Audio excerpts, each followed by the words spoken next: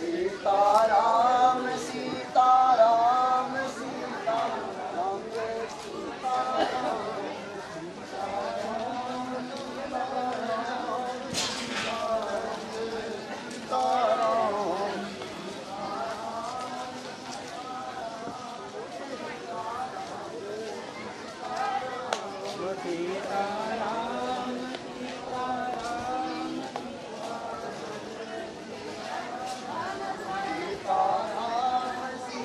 सीताराम सीताराम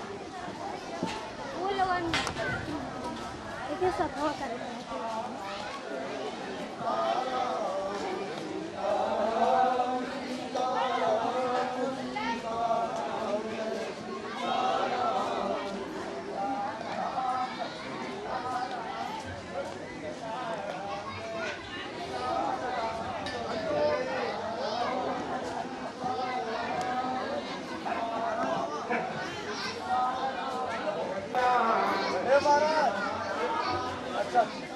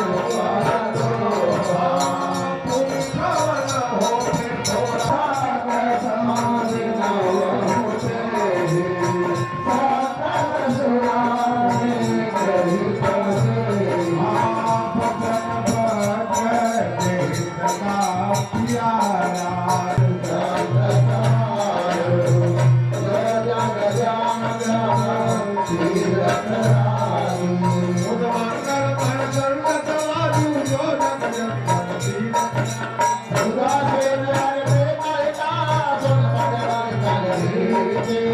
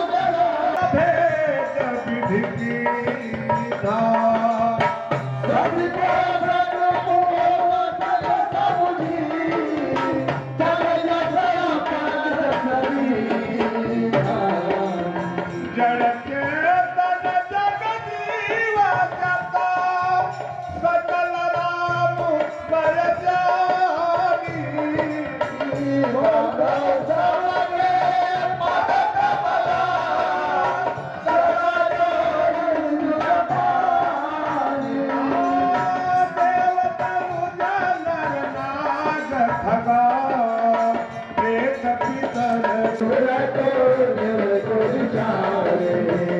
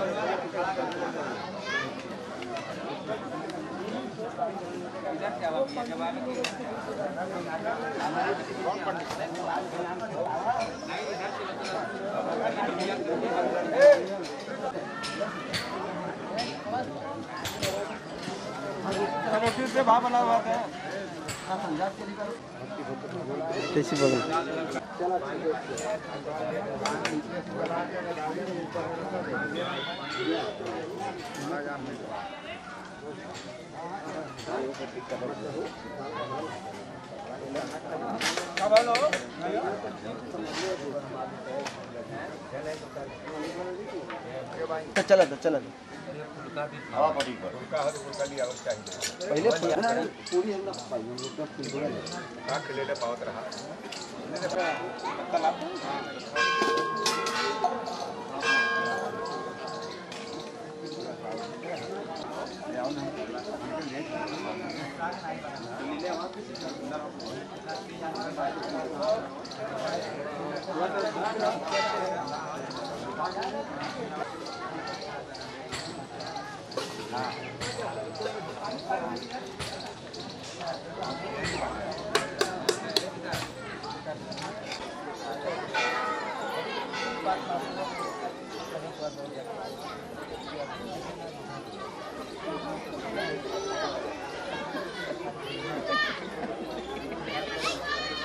बना लिए फोटो महाराज की। वैसे ही बन जा रहा है सबका उससे। वो ठाकुर जी का महात्मा बोल रहा है।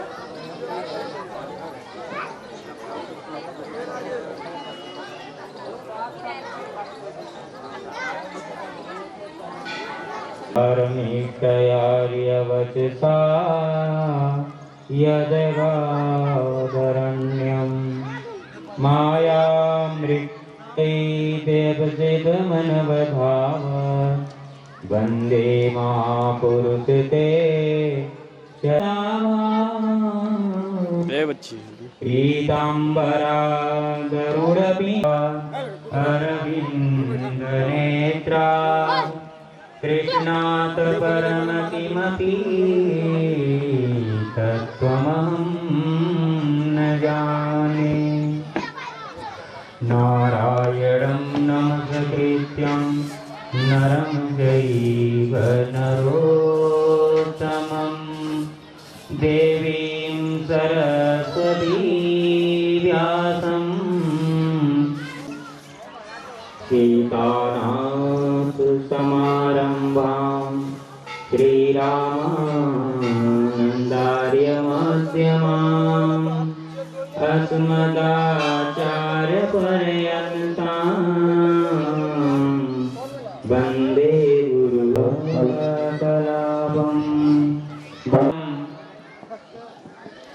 हे देवी जी, आप कौन हैं? काशीत्वम, आप कौन हैं?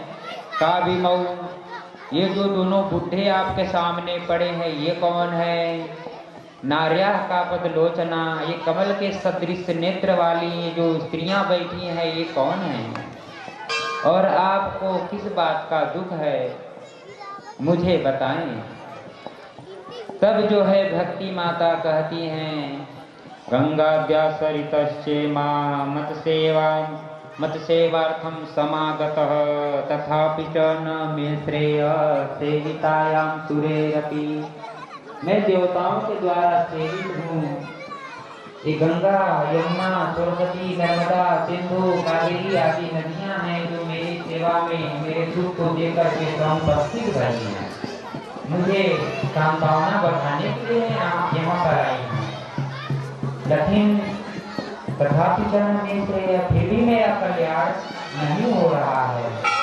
इसलिए आप मेरा प्रभु कुछ कल्याण करें। तब जो है इस प्रकार से जब देवी अपने गुरु को बताती हैं,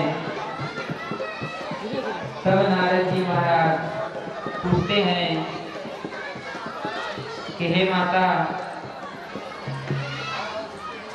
आप जो है ये जो दो बुढ़े हैं इनका आपने नाम नहीं बताया, ये दोनों बुढ़े कौन हैं? तब जो है कहती हैं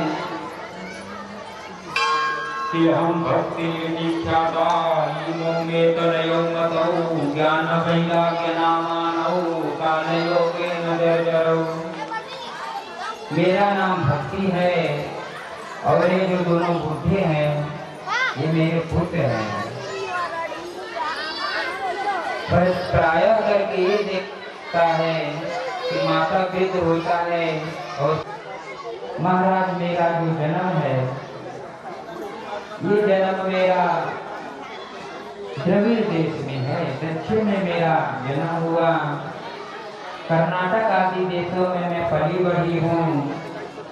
महाराष्ट्र आदि कुछ प्रांतों में मुझे बहुत प्रेम मिला, पर मैं ऐसे घूमने के बाद पाखंडियों से मेरे अंग ठंडी हो गए। इसलिए मैं वहाँ से दिखा करके जैसे ही वृंदावन में आया, वृंदावन पुनः कुर्सी लगेगी, लेकिन दूल्हा की कुर्सी पर वो नहीं बैठ सकती। एक संस्कार माना जाता है हमारे भारतवर्ष में। तो यह पुनीत कार्य जो यज्ञ का हो रहा है हमारे श्री श्री 180 राम लखन दास जी महाराज,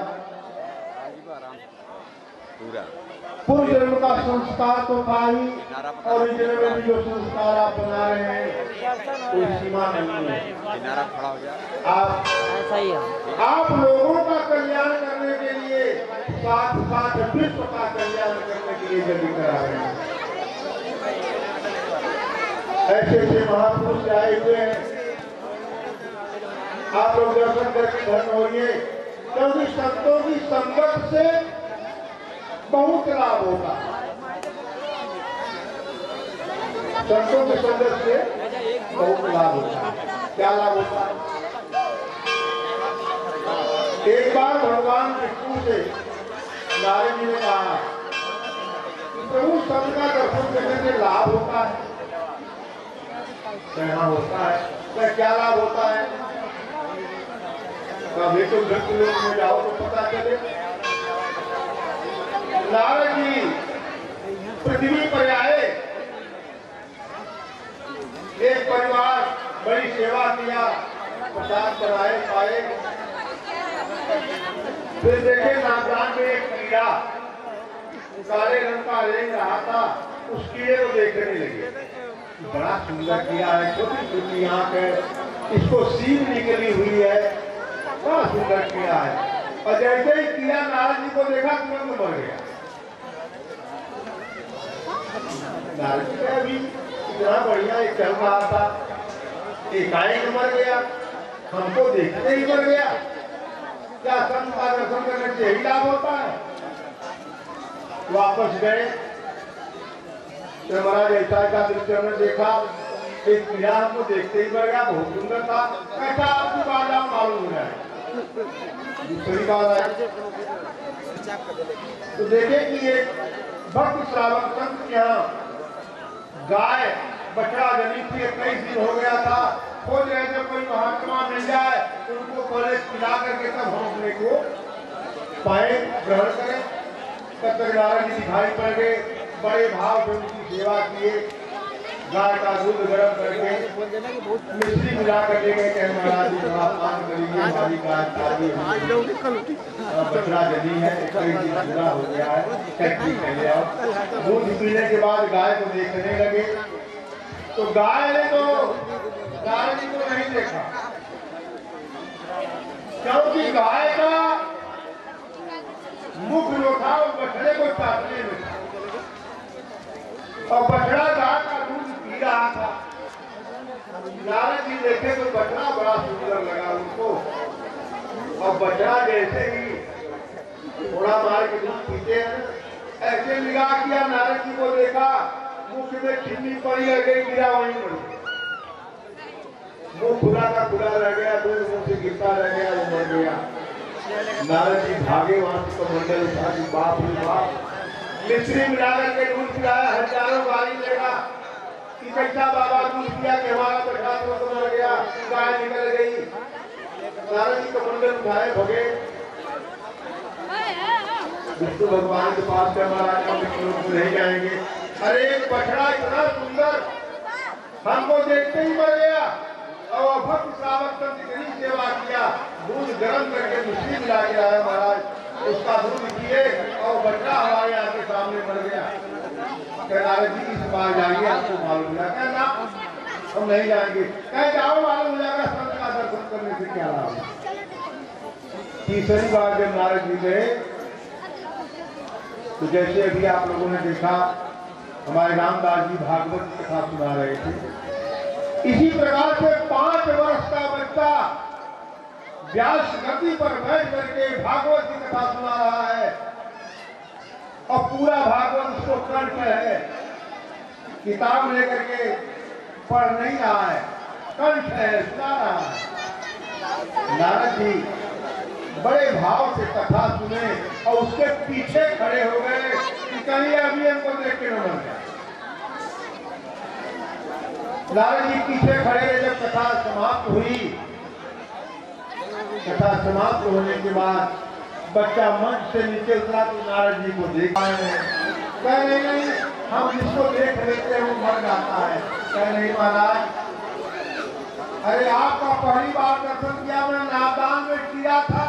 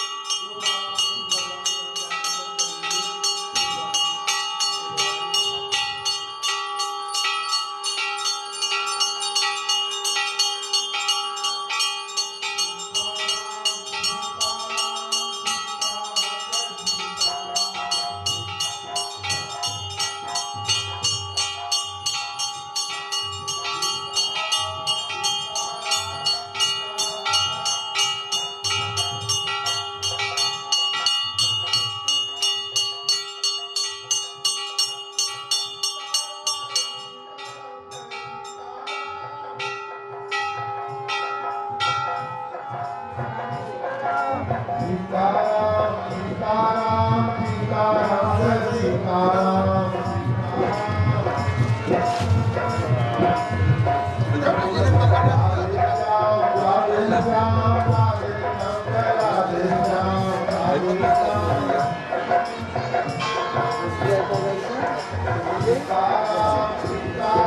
मराठी बोल रहे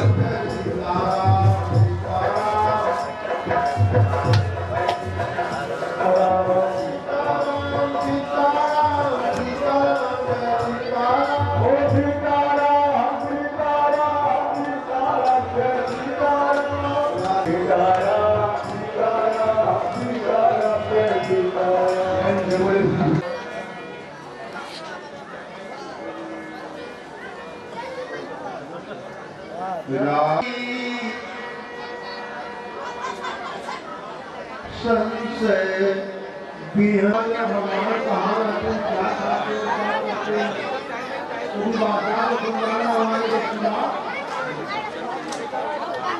बीरबल बोले बताइए क्या बात है क्या बेटी से हमारे बस की बात नहीं है तो बात हमारे क्या बात क्या है दो दिन बीते या तीसरे दिन खेतों में कहा क्या बताओ गजक मुझे वो भगवान गजक मुझे बताए विकास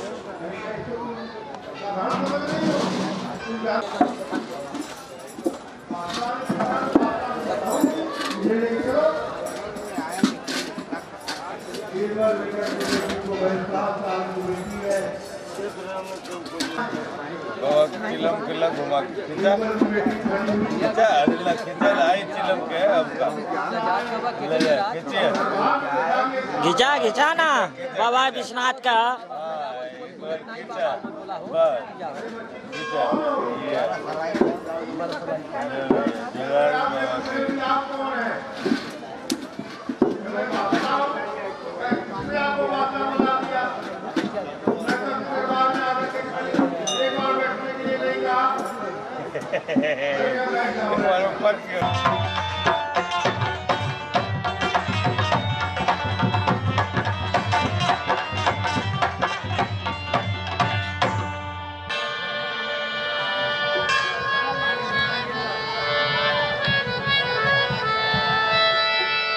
हेलो हेलो हेलो क्या प्यारा है रे बलिहारो, क्या प्यारा है ये दरबार।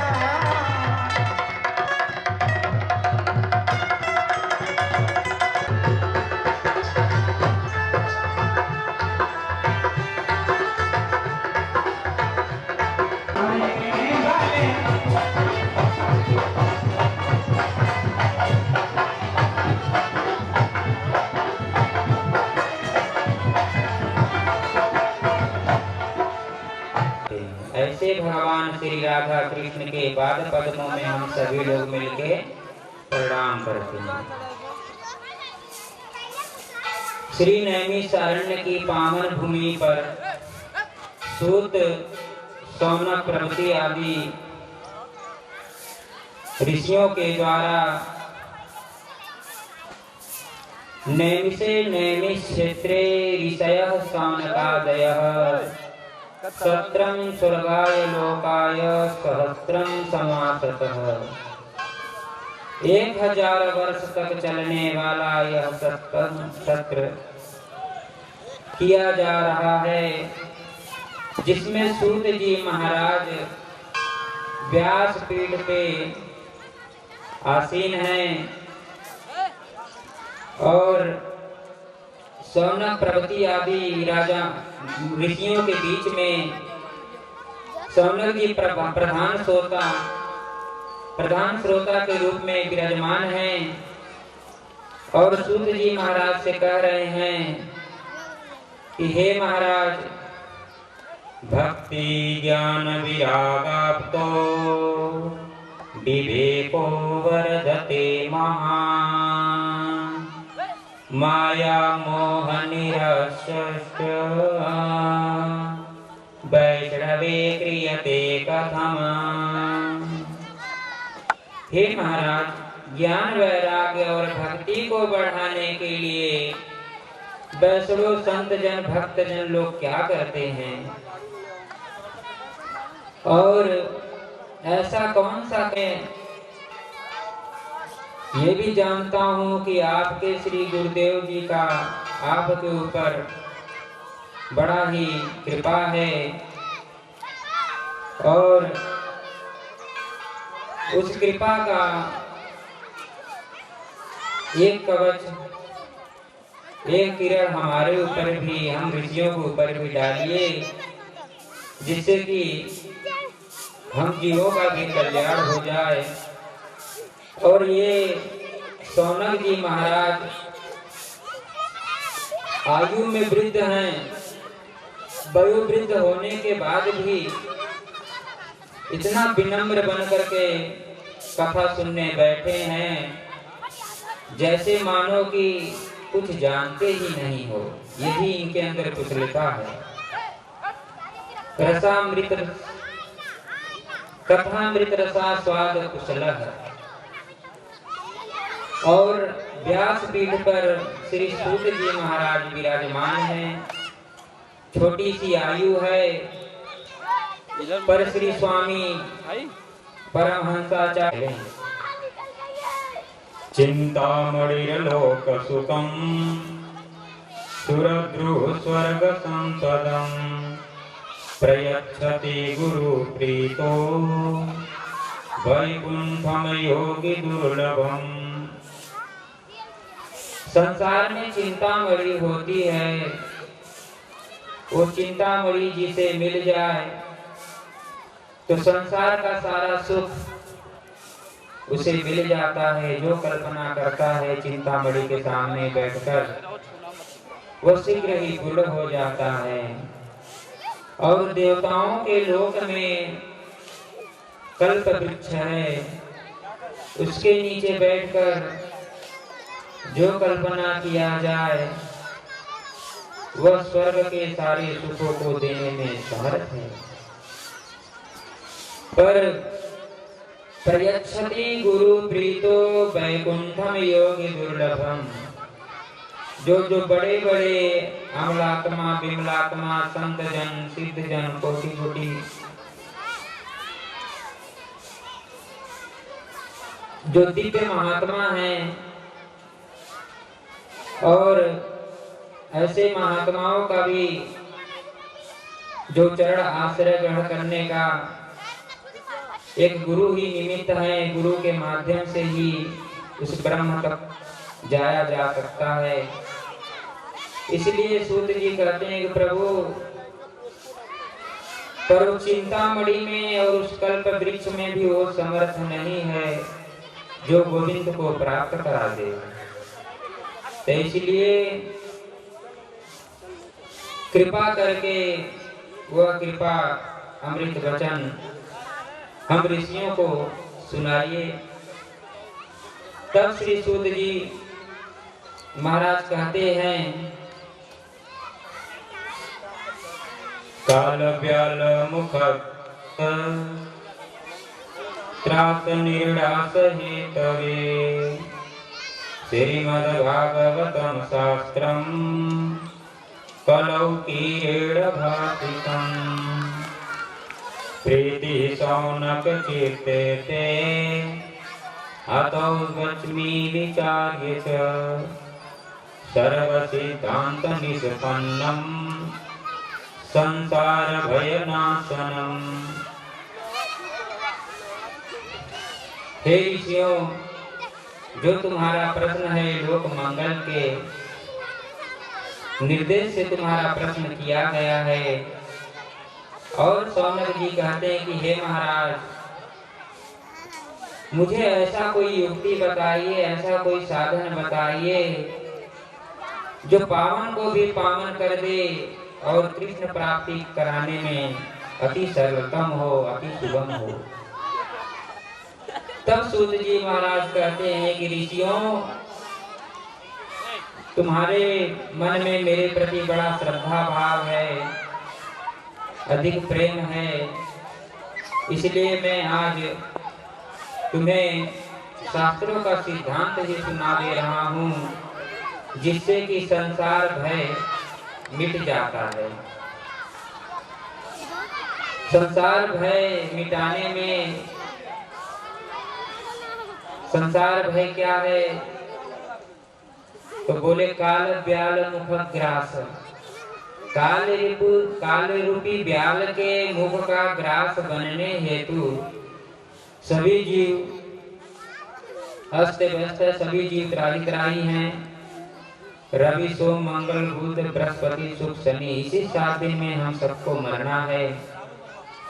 काल रूपी ब्याल ने अपना मुख खोल कर बैठा है, न जाने हमें कब मृत्यु का ग्रास बना ले।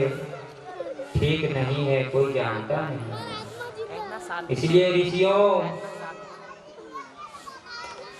कलयुग के प्राणियों का कल्याण करने के लिए, कलयुग के कलुषित प्राणियों का कल्याण करने के लिए श्री सुखदेव स्वामी जी ने कलिकाल में श्रीमद् भागवत संहिता को प्रकट किया है, जिसके श्रवण करने से जीव का हर प्रकार से मंगल होता है। जिस समय राजा परीक्षित को 7 दिन में ही मरना सुनिश्चित हुआ, जब ये बात देवताओं को पता चला तो सारे देवता लोग अमृत का कलश लेकर के आए कि महाराज ये अमृत जो है राजा परीक्षित को पिला दीजिए और इसके बदले में हमें श्रीमद् भागवत अमृत पान करा दीजिए। सुधा कुंभं गृहीत्यैव देवास्तत्र समागमना। सभी देवता लोग अमृत का कलश लेकर के आए कि हे महाराज, ये अमृत पान करने के बाद राजा परीक्षित अमर हो जाएंगे, मृत्यु का भय खत्म हो जाएगा। प्रपश्यामो वयं सर्वे श्रीमद् भागवत अमृतम। आप जो है कि अमृत उन्हें पिला दीजिए, बदले में हमें श्रीमद् भागवत महापुराण श्रवण करा दीजिए, हमें दे दीजिए। तब जो है श्री सौनक सुखदेव स्वामी जी कहते हैं कि अरे ठगियों, कहाँ कांच का मणि और कहाँ कांच और कहाँ हमारा भागवत रूपी कथा सुधा अमृत मणि, और कहाँ कांच रूपी मणि तुम दे करके विनिमय करना चाहते हो। विनिमय तो समान वस्तुओं की होती है, बराबरी का हो तो विनिमय कर लिया जाए, लेन देन कर लिया जाता है। पर कहाँ हमारा क्व सुधा क्व कथा लोके क्व काच क्व मणि महान, ब्रह्मरातो विचार एवं तदा जेवांजहासः। श्री सुखदेव स्वामी जी बोले कि आए देव सदा स्वार्थी, वचन कहें जिन्हें परमार्थी। अरे देवताओं, तुम तो बड़े स्वार्थी हो। दधीची बाबा को प्रणाम करने गए तो बदले में उनकी हड्डियां ही मांग लाए, उनकी हड्डियां मांग लाए, जिससे वज्र का निर्माण हुआ था। इसलिए तुम लोग अगर श्रोता बन करके आते तो मैं ये कथा तुम लोग को भी सुनाता, पर तुम लोग तो ठगिया बन के आए हो। इसलिए अभक्तांस तांस विद्यायौ न ददौ स कथामृतम्, श्रीमद् भागवती वार्ता पुराणामपि दुर्लभा। ये देवताओं को भी दुर्लभ है, श्रीमद् भागवत का है।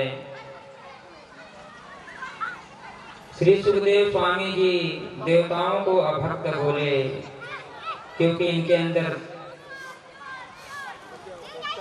सुनने का श्रद्धा नहीं है और ये हम जग कल्याण के लिए बनाया हूँ, पर देवता अपने स्वर्ग लोक लेके जाना चाहते हैं।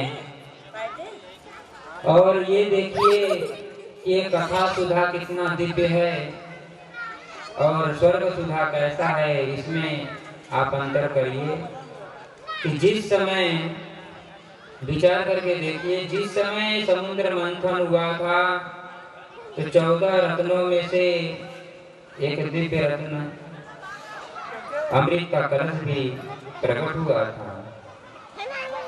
और इस अमृत के कलश को प्राप्त करने के लिए भगवान को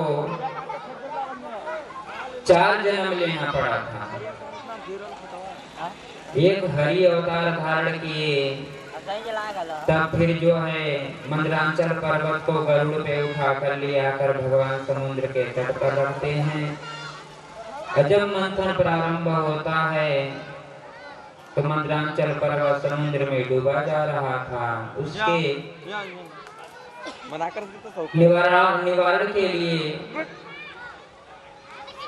कच्छप रूप धारण किए।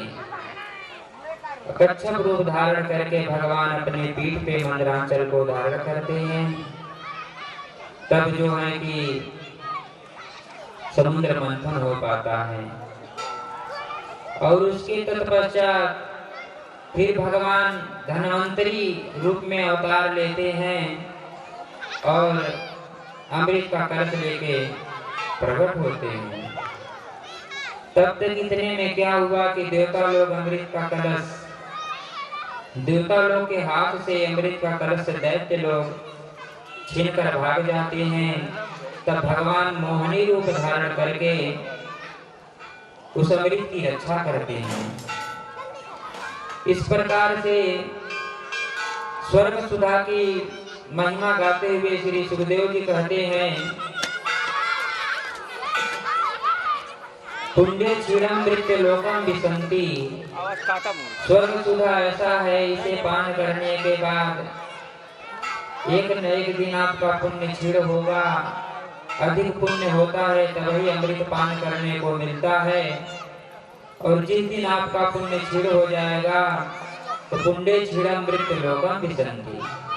आपका पुण्य क्षीण हो जाएगा तो देवता लोग आपको स्वर्ग से धक्का मारकर जमीन पे पटक देंगे, मृत्यु लोक में फेंक देंगे। पर इधर भगवान का कथा कैसा है? भगवान की जो कथा है कलमशापहम, पापों को नष्ट करने वाला और पापों को नष्ट करके भगवान का परम धाम देने वाला। जो स्वर्ग सुधा है वो दीर्घ जीवी बनाता है और जो भागवत सुधा है, कथामृत लीला है भगवान का, ये दिव्य जीवी बनाता है। और एक तरफ श्री सुखदेव स्वामी जी कहते हैं कि देवताओं, ये बड़ा ही देव दुर्लभ अमृत है, इसे पान करना है तो तुम लोग भी बैठ जाओ और श्रोता बन करके पान करो। लेन देन तो समान वस्तु की जाती है, इसलिए देवताओं को डांट करके श्री सुखदेव स्वामी जी ने भगा दिया, क्योंकि वो भागवत अपने स्वर्ग लोक लेके जाना चाहते थे। और इस प्रकार से भगवान उन्हें, सुखदेव स्वामी जी अमृत पान नहीं कराए। और जब देवता लोग ब्रह्म लोक में गए और ब्रह्मा बाबा से बोले कि हे ब्रह्मा बाबा, हम सभी लोग देवता होकर के भी अमृत कथा से, भगवान की भागवत कथा से वंचित, और मानवों को इसका अधिकार मिला, तो ऐसी क्या विशेषता है श्रीमद् भागवत कथा में? प्रभु कृपा करके हमें बतलाएं। तब ब्रह्मा जी बोले कि हे देवताओं, अभी देखो 7 दिन बाद कथा सुनने के बाद राजा परीक्षित की क्या गति होती है, उसी हिसाब से निर्णय लिया जाएगा। तब 7 दिन बाद जब राजा परीक्षित का श्रीमद् भागवत कथा सुनने से परम धाम का गमन हुआ, तब पूरा धाता भी विस्मित ब्रह्मा बाबा की बुद्धि चकरा गई। ब्रह्मा बाबा भी आश्चर्यचकित रह गए। राज्यं मोक्ष तदा वीक्षं पुरा धातापि विस्मितः सत्यलोके तुलां बन्ध्वा तोलयत साधनंजयः। ब्रह्मा बाबा जी ने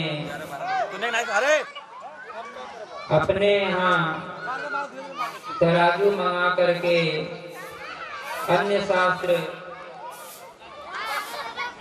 बोलिए वृंदावन बिहारी लाल की, श्री सुखदेव स्वामी की, श्री परीक्षित जी महाराज की जय जय श्री राम।